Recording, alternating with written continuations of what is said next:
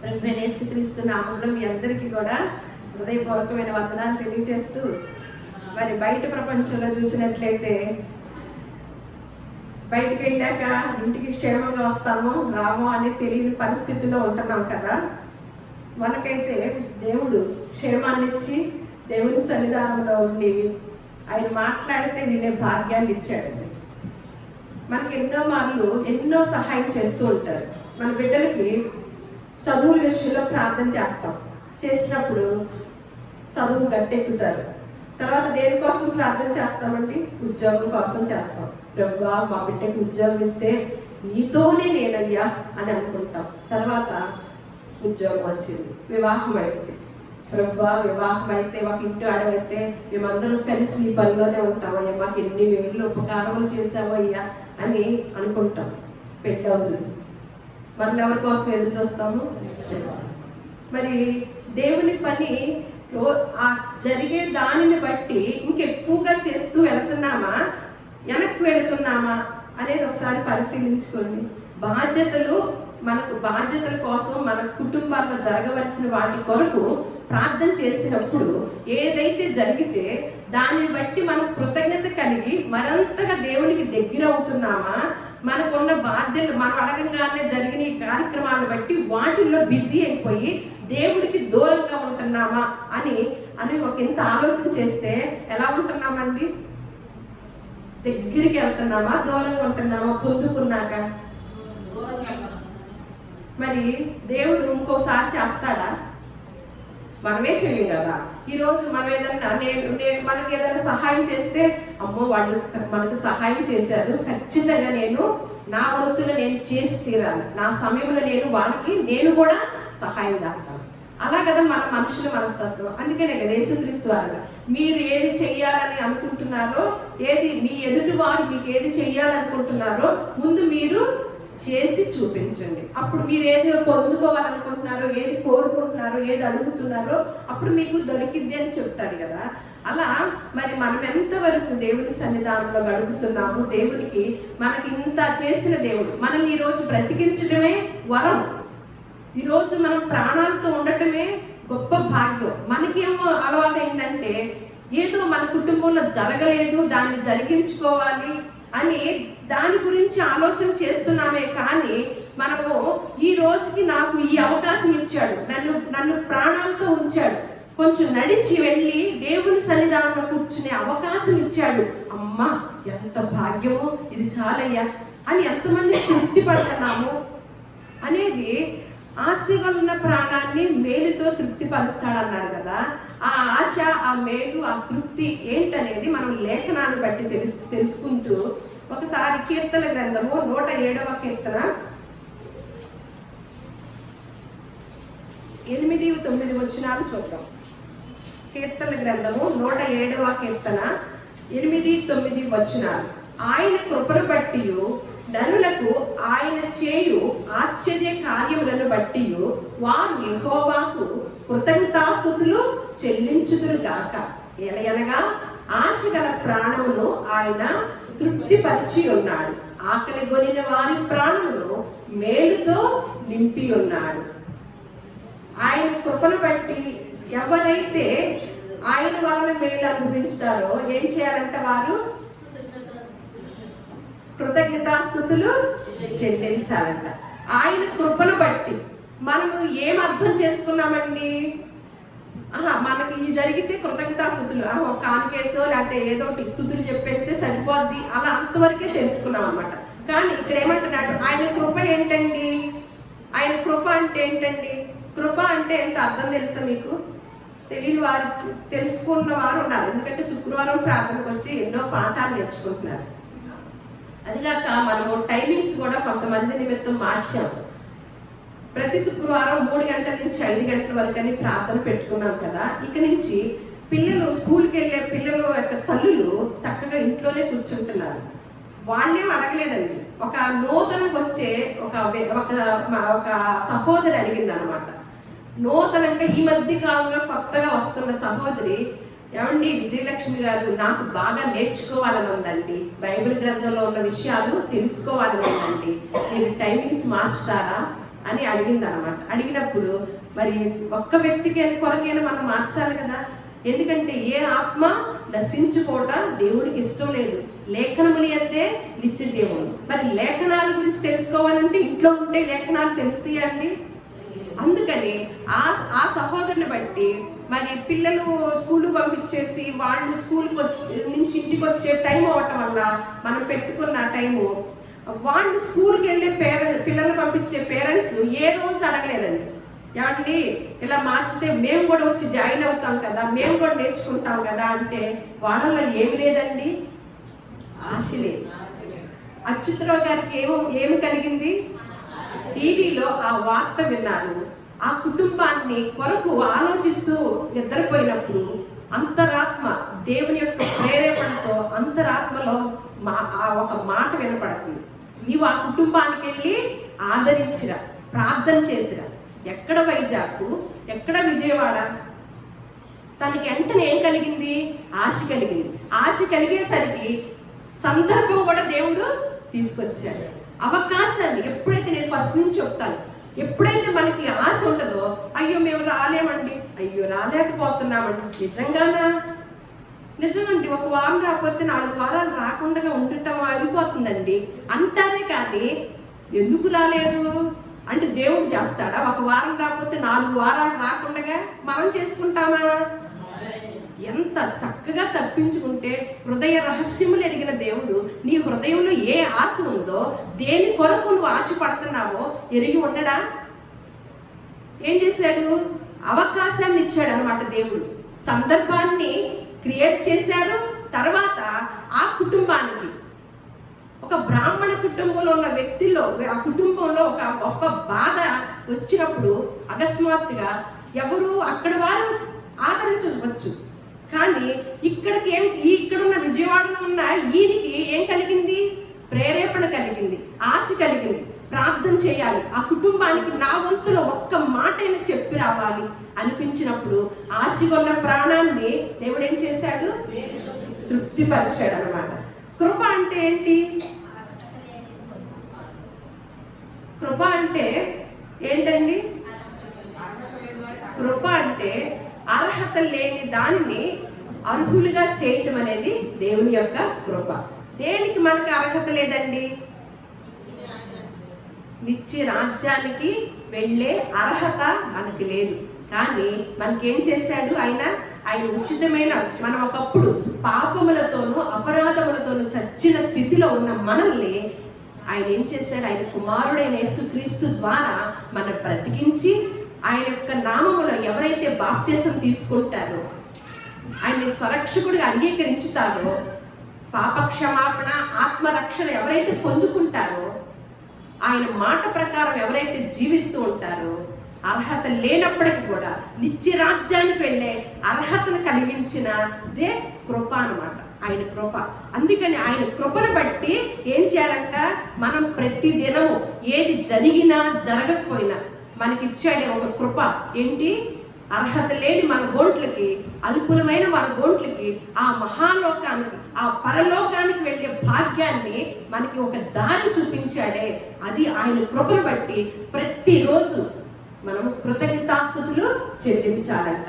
అయితే ఒకసారి చూద్దాం, 107 మళ్ళా 9వ వచనంలో ఏమంటున్నాడు ఇక్కడ? ఆశ గల ప్రాణమును ఆయన తృప్తిపరిచి ఉన్నాడు అన్నాడు. ఏం ఆశపడుతున్నామండి? మనము ఆశ ఉన్న ప్రాణాన్ని ఆయన పరుస్తాడని కాదు, పరచి ఉన్నాడు అని ప్రతి మాట మనం ధ్యానం చేయాలన్నమాట. ప్రతి మాటను జ్ఞాపకం తెచ్చుకొని ఏమి ఆశ కలిగి ఉంటే తృప్తి పరిచి ఉన్నాడండి?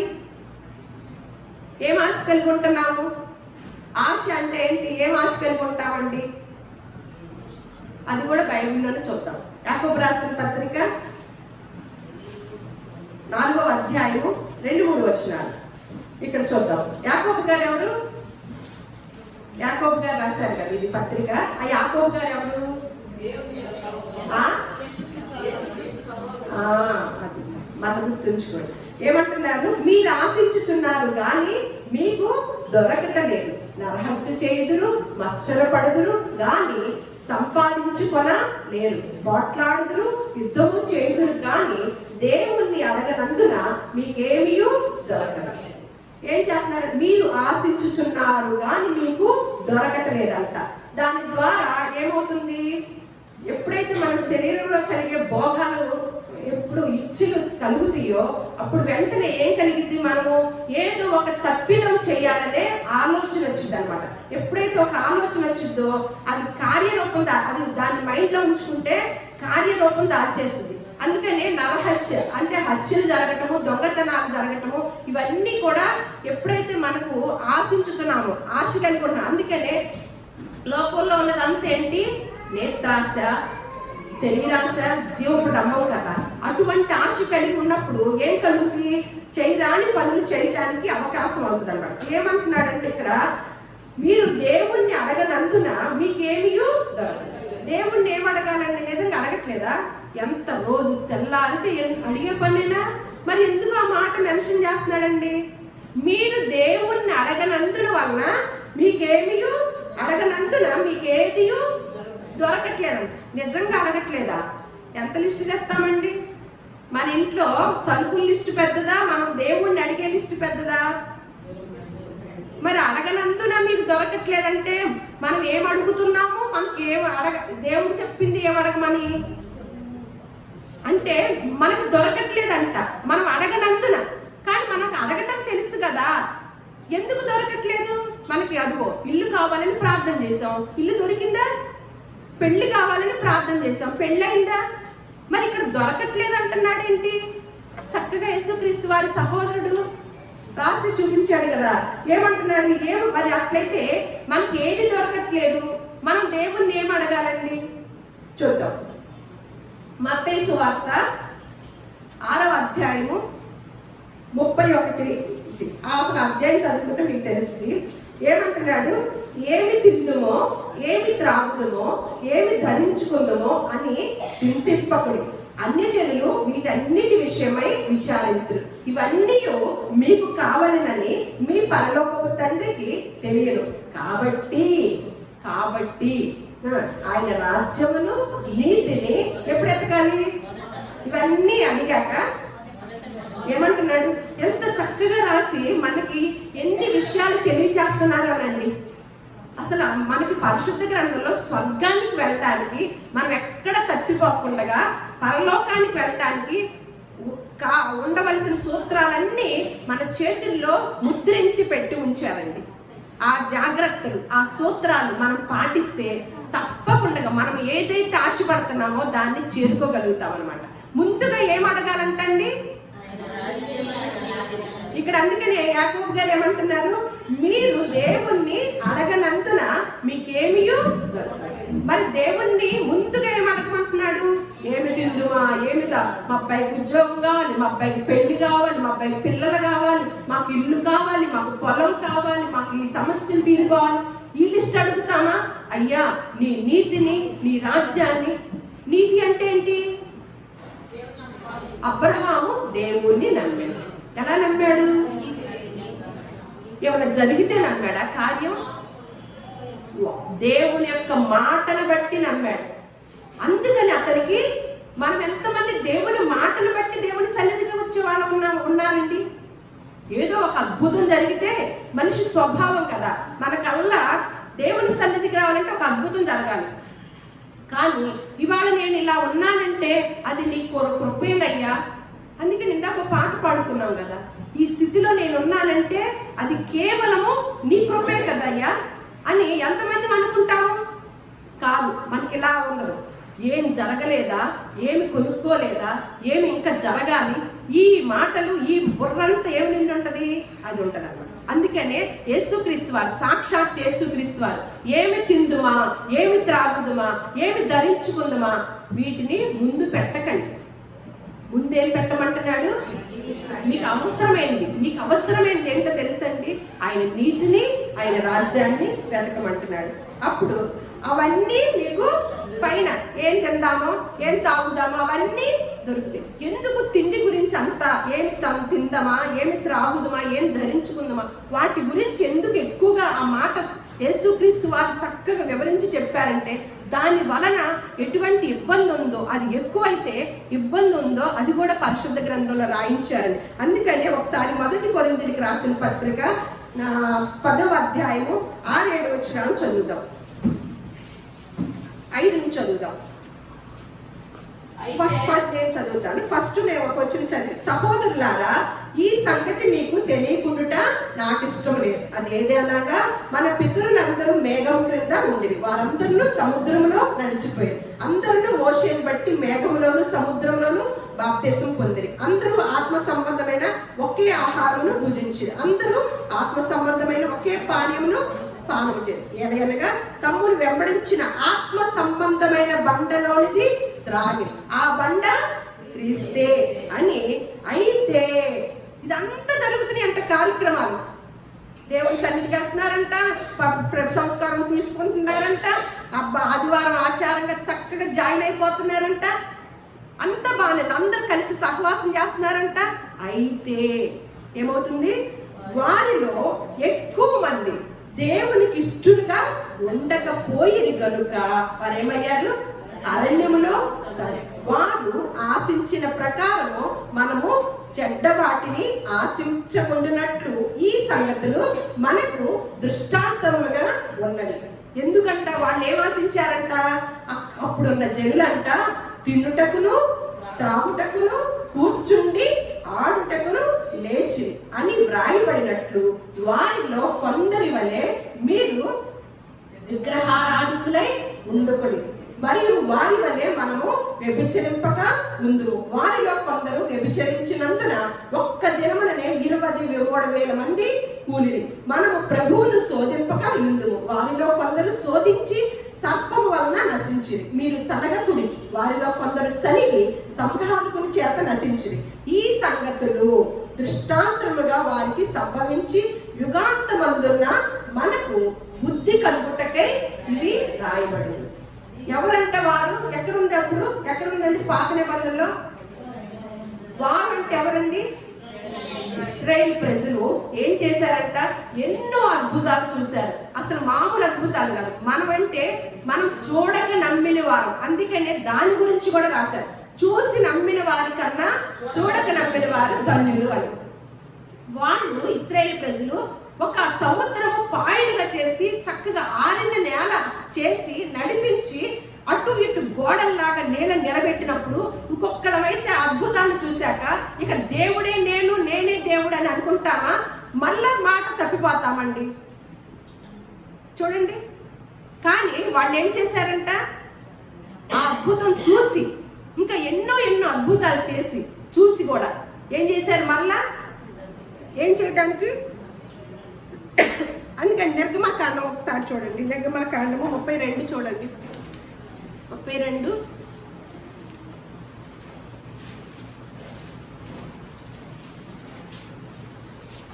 6 చూద్దాం. మరునాడు వారు ఉదయమున లేచి దహన బలులను సమాధాన బలులు అర్పించిరి.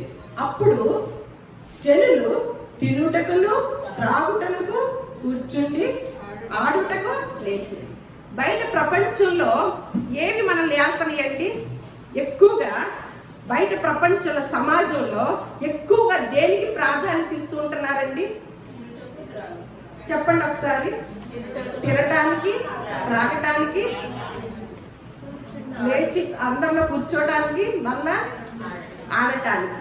ఇవి మాత్రం, ఈ 4 మీదే సమాజము ఆధారపడి ఉండాలి. మరి వారు అప్పుడు ఇశ్రాయేల్ ప్రజలు అలా ఆశించారు. అందుకని మనల్ని ఏమంటున్నారు, వారు ఆశించినట్లుగా మీరు ఆశించకండి. ఈ యుగాంతమందు మనకు బుద్ధి కలుగుటకే వారి గురించి, వారి ప్రస్తావన తీసుకురావాల్సి వస్తుంది, వారిని మీకు గుర్తు చేయవలసి వస్తుంది అని తెలియచేస్తూ తినుటకు త్రాగుటకు అని అంటున్నారు కదా. అందుకని ఏం చూద్దాం ఒకసారి. తిండి గురించి ఎందుకు రాశారో, ఎందుకు అలా రాశారో చూద్దాం ఒకసారి. సామెతల గ్రంథము, దాని వలన ఎంత ఇబ్బంది ఉందో చూద్దాం అన్నమాట. సామెతల గ్రంథము 23వ అధ్యాయము 2వ వచనం. నీవు తిండిపోతువైన ఎడల నీ గొంతుకకు కత్తి పెట్టుకొనుము. మొట్టమొదటి మాట అన్నమాట. ఏం చేయాలంట? తిండి తినకుండా ఉంటామా? కానీ తిండి తినటం వేరు, తిండి బోతులు వేరంట. ఒకవేళ తిండి బోతులు అయితే ఎందుకు ఇవన్నీ కూడా చెప్పడం జరిగిందంటే, బాగా తిని వచ్చారనుకోండి, టిఫిన్ తిని వచ్చారనుకోండి, బాగా ఫుల్గా పొట్ట నిండా, ఇక్కడికి వచ్చి వింటారా నిద్రపోతారా? ఏం చెప్పారో కూడా తెలీదు. తర్వాత ఇంటికి పోతారు, పనులు చేసుకుంటారు, దేవుని పరిచర్యలో ఉండరు, దేవుడి మాట అర్థం అవ్వదు, ఏం చెప్పారో తెలీదు. ఇక ఏమి ఇచ్చి రాజ్యానికి వెళ్తాం? తిండితో నింపేస్తున్నాం కదా. అందుకని తిండి పోతూ ఏం ఎడల నీ గొంతుకు ఏం చేయమన్నాడు? ఈ ఆరోగ్య సూత్రం ఇక్కడి నుంచే తీసుకున్నారండి ప్రతి ఒక్కళ్ళు. సూత్రాలన్నీ ఇప్పుడు అన్ని వస్తాయి అన్నమాట. అయితే మళ్ళీ 23, 20 వచనం, మళ్ళీ అది 20 వచనం కూడా, ద్రాక్షారసము త్రాగువారితోనైనను మాంసము హెచ్చుగా తినువారితోనైనను సహవాసము చేయకుము, త్రాగుబోతులను తిండిపోతులను దరిద్రులు అవుతారంట. ఎంత చక్కని మాట చెప్తున్నాడో చూడండి. బయట ప్రపంచంలో ఎలాంటి పరిస్థితిలో ఉన్నారో వారి కొరకు దేవుడు ఎంత చక్కగా మాట్లాడుతూ మనల్ని సరి చేయాలని. మనం అలా ఉండకూడదు. మనం ఇలా మీరు వాళ్ళు చూసి నమ్మారు, మీరు చూడక నమ్మారు కాబట్టి మనల్ని మాత్రమే ధన్యులు అన్నాడు దేవుడు. అర్థమవుతుందా? మరి ఆ ధన్యతను మనము కొనసాగించుకోవాలంటే వారు ఆశించినట్లుగా, ఇశ్రాయేలు ప్రజలు ఆశించినట్లుగా మీరు జనులు అప్పుడు ఏం చేస్తున్నారు? తినుటకును త్రాగుటకు, తినటానికి తయారైతే ఏం జరిగిద్దో చెప్తున్నాడు అనమాట. త్రాగటం వలన ఏం జరిగిద్దో చెప్తున్నాడు. అలాగే మళ్ళా కీర్తన గ్రంథము 106:14, అరణ్యములో వాళ్ళు ఆశించినట్లుగా అన్నారు కదా, అది చెప్తున్నాడు అనమాట అక్కడ కీర్తనకారు. అరణ్యంలో వారు బహుగా ఆశించిరి, ఎడారిలో దేవుణ్ణి శోధించిరంట. మళ్ళా కీర్తన గ్రంథము 78:18, వారు తమ ఆశ కొలది ఆహారం అడుగుచు తమ హృదయములలో దేవుణ్ణి శోధి. వారు తమ ఆశ కొలది ఏమడుగుతున్నారండి? మనం మొదట ఏం చదువుకున్నాము? ఆశగొన్న ప్రాణమును దేవుడు తృప్తిపరుస్తాడు. వారు ఏం ఆశపడుతున్నారు? దేనికోసం ఆశపడుతున్నారండి? వారు తమ ఆశ కొలదంట. మనం కూడా ఎన్ని అడుగుతాం, మన ఆశ కొలది. ఒకసారి మీరు ఏదన్నా దేవుణ్ణి అడగండి, దేవుడు అవకాశం ఇస్తున్నాడంటే ఆశ కొలది ఏమడుగుతామండి? లిస్టు తెచ్చుకుంటాం కదా. ఏ లిస్టు తెచ్చుకున్నా కోటి విద్యలు దేనికోసం అండి? కూటి కొరకి. ఎన్ని ఉద్యోగాలు చేయండి, ఎంత ఆస్తుపాస్తులు సంపాదించండి, ఎన్ని రకాలు. అందుకని ఒకడు ఈ లోకమునంతటిని కూడా సంపాదించుకొని తన ఆత్మ విషయంలో ప్రాణమును కనుక పోగొట్టుకుంటే ఏమి ప్రయోజనము లేదని కరాఖండిగా తెలియజేశాడు. మనం ఏం చేస్తాం? ఈ లోకంలో ఏదో ఒక దాన్ని సంపాదించుకోవాలని, లోకం అంతా కుదరదు కాబట్టి లోకంలో ఏయో కొన్నన్నా సంపాదించుకోవటానికి ఆశ కొలది. అందుకని వారంట తమ ఆశ కొలది ఆహారం అడుగుచు తమ హృదయములలో దేవుణ్ణి శోధించుకోవచ్చు. ఏంటి ఆహారానికి శోధించటమా? మనకేమనిపించింది? చిచ్చి వాళ్ళైతే అలా ఉన్నారు, మేమైతే ఎందుకుంటాం అట్లా? వాళ్ళు ఎన్ని అద్భుతాలు చూసి అస్సలు ఎప్పుడన్నా దేవుడి మాట ప్రకారం నడిచారా? మేమైతే అలా కాదు. ఈరోజు మనం ప్రాణాలతో ఉన్నాం. ఈరోజు మన బిడ్డల విషయంలో, మన కుటుంబ పరిస్థితుల విషయంలో మనకి ఇలాంటి నెమ్మది ఇచ్చినప్పుడు ఇది కాదు అద్భుతము? సముద్రాన్ని పాయలుగానే చెయ్యాలా? ఈరోజు బయటికి వెళ్ళిన వాళ్ళు బస్సులో వెళ్ళినా, నడిచి వెళ్ళినా, బైకుల మీద వెళ్ళినా క్షేమంగా ఇంటికి వస్తున్నారా? మరి మనకు అద్భుతం కాదా? మనల్ని ఉంచాడు, అద్భుతం కాదా? చూడండి. అందుకనే ఇంకొక మాట, సామెతల గ్రంథమే 23:29 చూద్దాం. ఎవరికి శ్రమ, ఎవరికి దుఃఖము, ఎవరికి జగడములు, ఎవరికి చింత, ఎవరికి హేతువు లేవుగా గాయములు, ఎవరికి మంద దృష్టి, ద్రాక్షారసముతో ప్రొద్దుపుచ్చు వారికే కదా. కలిపిన ద్రాక్షారసము రుచి చూడ చేరు వారికే కదా. ద్రాక్షారసము మిక్కిలి ఎర్రబడుగును గిన్నెలో తలతలలాడుచుండగను, త్రాగుటకు రుచిగా ఉండగను, దాని వైపు చూడకము. పిమ్మట అది సర్పము వలె కరుచును, కట్లపాము వలె కాటు వేయును. మద్యము, ఏషియా గ్రంథం 5:11. మద్యము త్రాగుదమని వేకువనే లేచి ద్రాక్షారసము తమకు మంట పుట్టించు వరకు చాలా రాత్రి వరకు పానము చేయి వారికి శ్రమ. వీటిని ఎందుకు ఇంత వివరంగా తెలియజేస్తున్నారంటే మీకు చివరిలో అర్థమవుతుంది అనమాట. అప్పుడు జనులు తినుటకు త్రాగుటకు ఆడుటకు లేచరి అని చెప్పి వారిలాగా మీరు ఉండకూడదు అని కొన్ని సూత్రాలని కొన్ని జాగ్రత్తల్ని తెలియజేస్తున్నప్పుడు ఎందుకు త్రాగటం గురించి తినటం గురించి ఆడటం గురించి ఎంత ఎక్కువగా చెప్తున్నారు అంటే తర్వాత మనం చూస్తామన్నమాట. అలాగే ఇంకొకసారి ప్రసంగి గ్రంథము 5వ అధ్యాయము 10వ వచనం, ద్రవ్యమును అపేక్షించువాడు ద్రవ్యము చేత తృప్తి నందడు, ధన సమృద్ధిని అపేక్షించువాడు దాని చేత తృప్తి నందడు. చూడండి, అంటే వీటి వల్ల మీకు తృప్తి కలగదు. మనకేమని ముందు చదువుకున్నాం, ఆశగొన్న ప్రాణమును తృప్తి పరుస్తాడు. కానీ దీన్ని ఈ గనక అడిగితే ధనాన్ని కనుక మన కుటుంబాల్లో ఉన్న ప్రతి అవసరత వల్ల మనకేం కలగదంట, తృప్తి కలగదంట. కానీ ఏది అడుగుతున్నామండి? అవే అడుగుతున్నాం.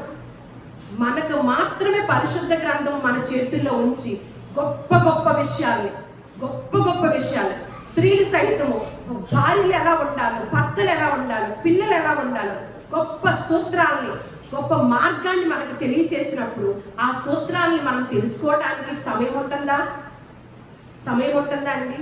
బయట ప్రపంచంలో ఈ మాటలు ఉన్నాయా? లేవు. మనం చక్కగా జీవించడానికి, ఒక క్రమంగా జీవించడానికి, తర్వాత నిత్య రాజ్యానికి వెళ్ళటానికి ఎంత గొప్ప అవకాశం అండి. చూడండి, అందుకని ఏం చేశారంట వారు, కీర్తన గ్రంథం 106:15, వారు కోరినది ఆయన వారికి ఇచ్చెను, అయినను వారి ప్రాణములకు ఆయన క్షీణత కలుగచేసెను. ఇస్తాడు మనకి, అడగంగా అన్నీ ఇస్తాడు. కానీ ఏమంట, వారి ప్రాణములకు ఏం కలిగిద్దంట?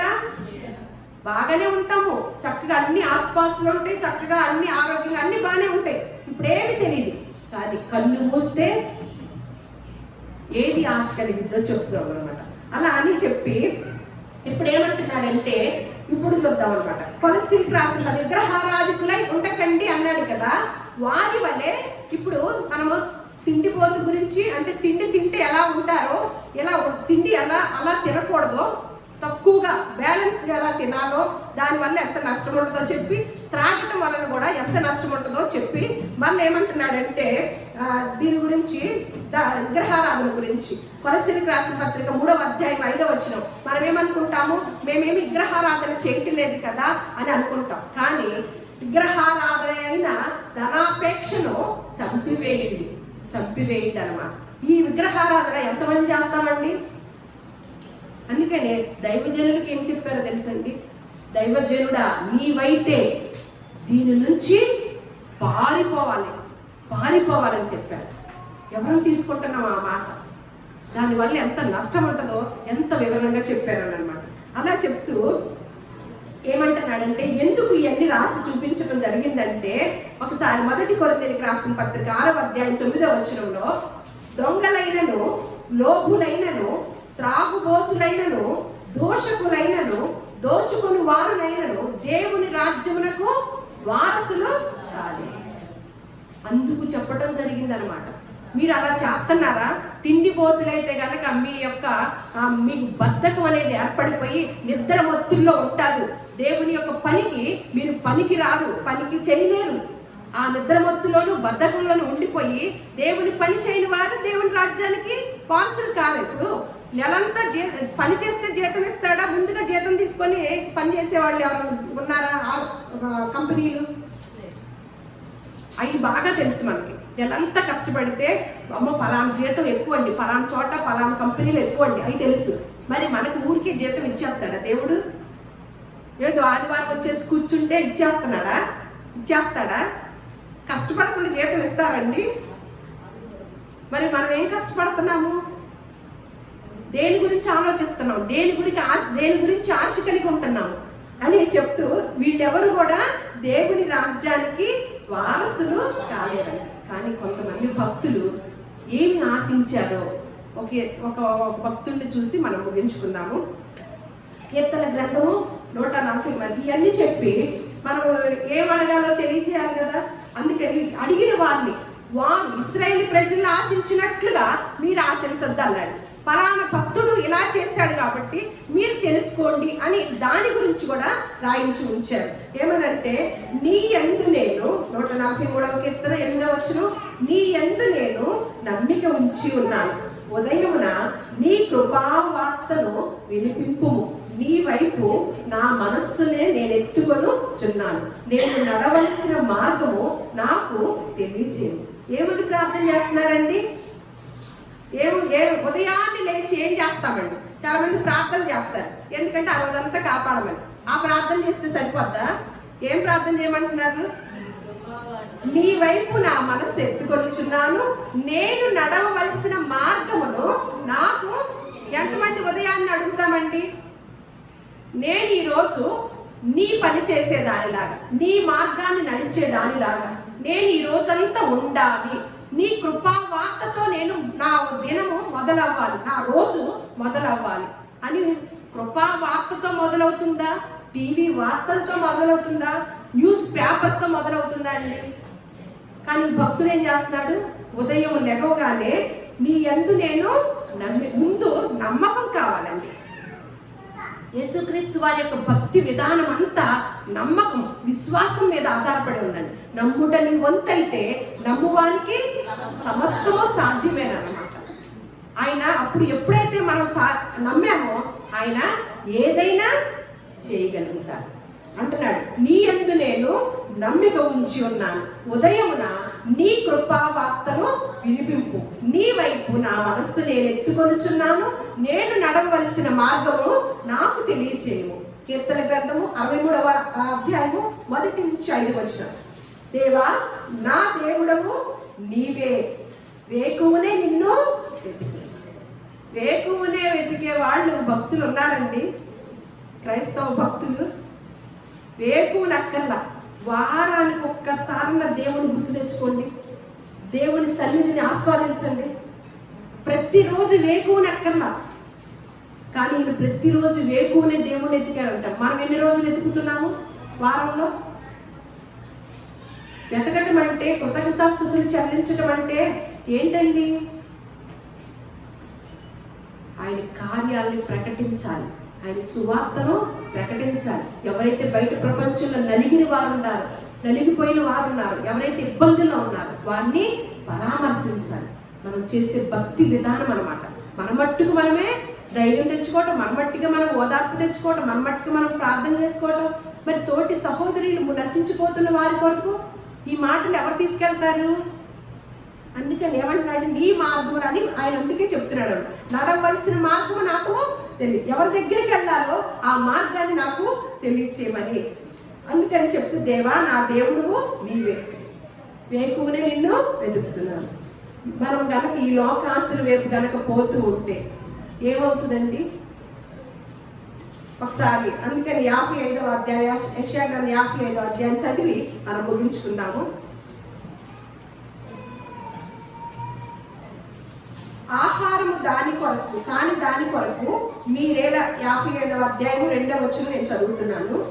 ఆహారము కాని దాని కొరకు మీరేలా రోకలిచ్చెదరు, సంతృష్టి కలగజేయని దాని కొరకు మీ కష్టార్జితమును ఎందుకు వేయపరిచెదరు? నా మాట జాగ్రత్తగా ఆలకించి మంచి పదార్థము భుజించుడి, అప్పుడు మీ ప్రాణము సారమైన దాని యందు సుఖింపనీయుడి. చెవియొగ్గి నా యొద్దకు రండి, మీరు విని ఎడల మీరు బ్రతుకుదురు, నేను మీతో నిత్య నిబంధన చేసేదను, దావీదునకు చూపిన శాశ్వత కృపను మీకు చూపిదను. 6వ వచనంలోకి రండి. యెహోవా మీకు దొరుకు కాలమునందు ఆయనను వెతకుడి, ఆయన సమీపంలో ఉండగా ఆయనను వేడుకోండి. అంటే దొరకని కాలం కూడా వచ్చిందా? ఇప్పుడు ఏ కాలం అంటే మనము ఏ కాలంలో ఉన్నాము? దర్జాగా బైబుల్ తీసుకొని ఎక్కడికి వెళ్తున్నా మనల్ని ఎవరు ఏమనరు అనే కాలంలో ఉన్నాం. కానీ ఇక్కడ రాసే యెషయా ప్రవచనాలన్నీ నెరవేరుతూనే ఉన్నాయండి. మరి ఒకప్పుడు ఒక కాలం వస్తుందంట.